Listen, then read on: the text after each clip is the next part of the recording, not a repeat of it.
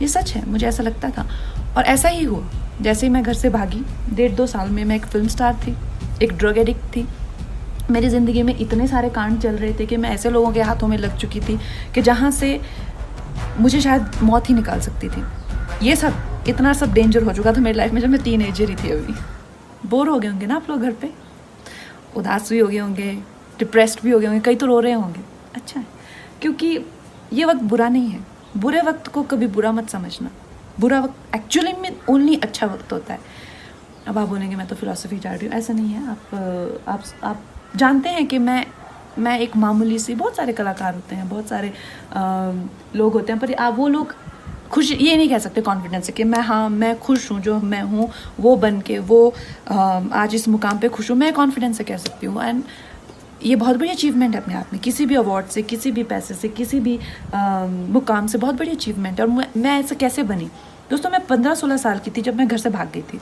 मुझे ऐसा लगता था कि जैसे मैं मतलब हाथ उठाऊंगी और तारे तोड़ ले आऊँगी। मेरी माँ कहती है कि एक बार मैंने बारिश में नाचते हुए तुम्हें देखा, आधा घंटा तुम ऐसा लगा था जैसे आसमान को से कुछ खींचने की कोशिश कर रही हो।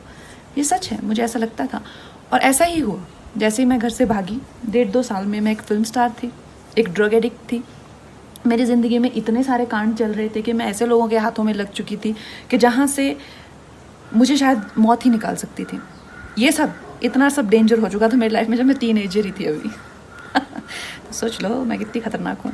एनीवे, सो उसके बाद हुआ यूँ कि मेरी ज़िंदगी में एक बहुत अच्छे शख्स आए, मेरे मित्र, जो उस टाइम एक स्ट्रगलिंग फाइट मास्टर थे। तो उन्होंने मुझे योगा मित्रता हुई तो उन्होंने मुझे योगा कराना शुरू किया। एक दिन उन्होंने कहा आंखें बंद करो। आंखें बंद की तो मैं रोना ही ना रुके। तो कहते यार बड़ी अजीब लड़की, आंखें ही नहीं बंद कर सकती, तो मेडिटेशन कैसे करेगी? तो उन्होंने मौका मिलते ही मुझे एक बुक दे दी, राजा योगा। तो उस बुक में प्रोसेसेस हैं बहुत सारे, बहुत अच्छे, और मैंने विवेकानंद जी को अपना गुरु मान लिया और उन्हीं के गाइडेंस में मैंने अपने आप को बहुत संवारा। क्योंकि मुझे हमेशा से लगता था कि यार ये हैं एक्शंस मेरे। मैंने कभी किसी को अपनी स्थिति के लिए कभी किसी को नहीं सोचा कि यार ये इनकी करतूत है। तो I think that is why I could work on my self. और अगर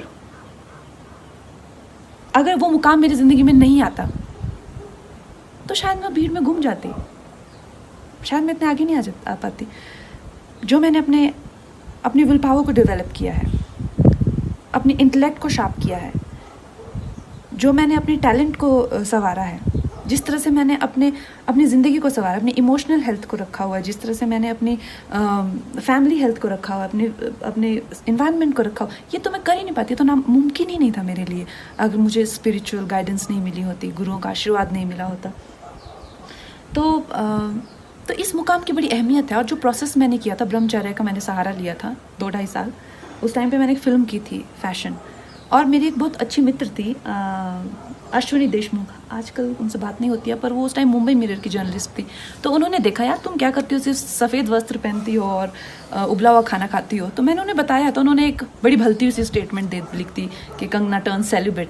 तो ब्रह्मचर्य इज़ नॉट अबाउट सेलिब्रेसी और नॉट जस्ट अबाउट सेलिब्रेसी। ब्रह्मचर्य के बहुत अच्छे प्रोसेसेस होते हैं, और उससे जो है आपकी एनर्जी को, अगर आपको बिल्कुल अपने हाथों में लेना हो, अगर आपको अपनी लाइफ की जो गाड़ी की ब्रेक है या क्लच है, सब अपने हाथ में, व्हील अपने हाथ में लेना है, you need to do processes like that. And specially अगर आपके पास ऐसी